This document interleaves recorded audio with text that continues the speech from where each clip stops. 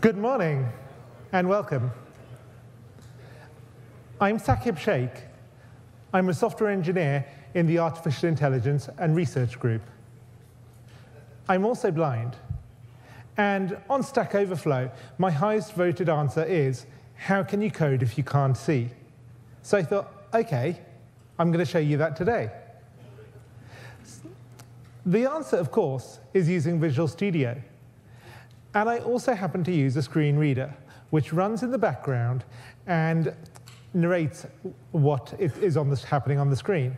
So I thought, OK, I'm going to show you how I code a simple program in Visual Studio.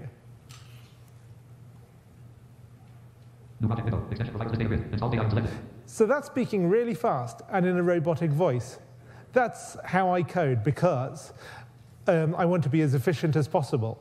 So this is the challenge. Can you understand what it says?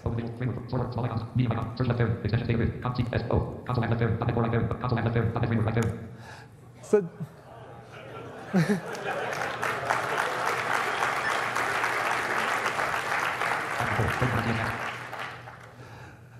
OK, so file, new project. Now what am I going to code? This is always a bit of a dilemma. So I thought hello world is a bit boring. So let's do a talking hello world. So I need to add a reference to the speech library. So I'm going to add a reference.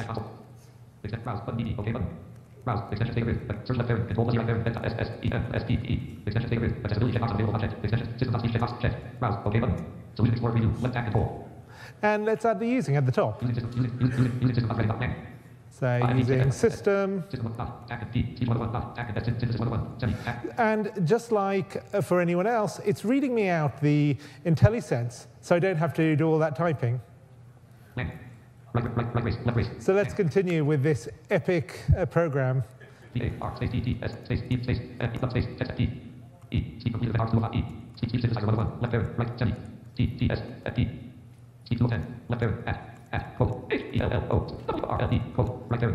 And let's press F5 and see if it can build. Hello world. Yay!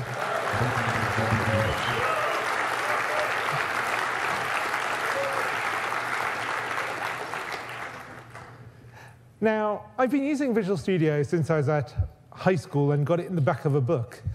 So, and it's always been somewhat accessible.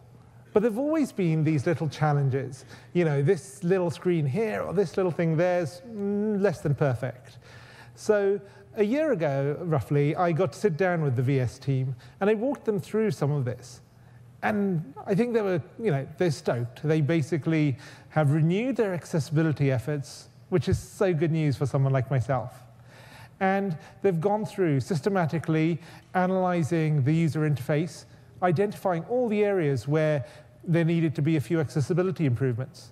For example, making sure it works with high contrast, or that you can use it with the keyboard, or that the accessibility APIs are implemented. So they went through and they've done that. And we're starting to see the changes today, which is amazing for me. And I'm going to show you just some of those. Maybe the biggest pain point for me was using the debugger, like the locals window. It used to be not accessible, so I used to actually have to copy text out of the locals window into Notepad so that I could read what the variable value was. And that sucked. So let's make this program a bit bigger and then look at the debugging experience.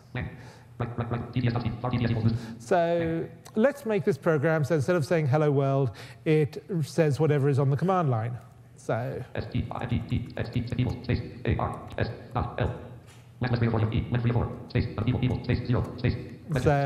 nothing on the command line, we'll still say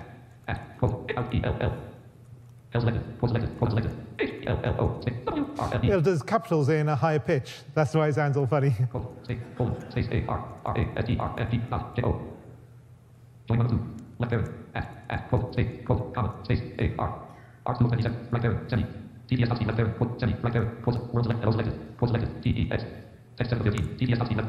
And let's see if that still works. No. I don't have build errors normally.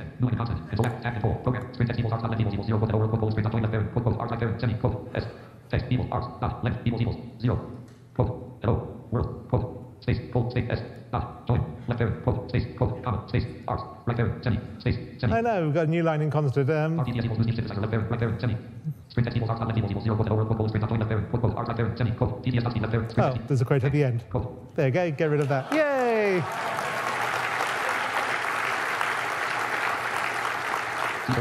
Hello world. Yay, we're back in action. Okay, so now let's put a breakpoint here so we can try it with the command line arguments. RTDS equals left brace. Standpoint name, left brace. So put a breakpoint there, run it again, and here we hit the breakpoint. So let's go into this debugger window, which was formerly inaccessible, and it's telling me args has length 0. Okay, that's what we expect. So let's just edit that. Edit value, and it's going to be a new string array. What should I say?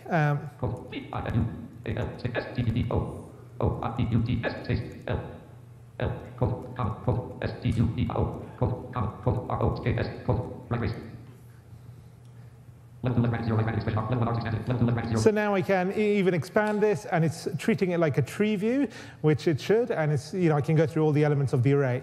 And if we just Visual continue, Studio rocks. cool.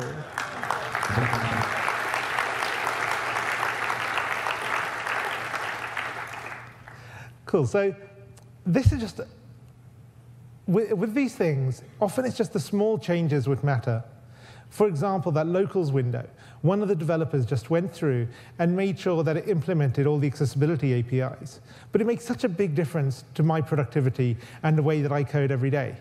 So maybe if you work on any user interfaces, be they desktop, mobile, or web, then these small changes in your apps could make a real big difference to someone who uses your apps slightly differently. Thank you.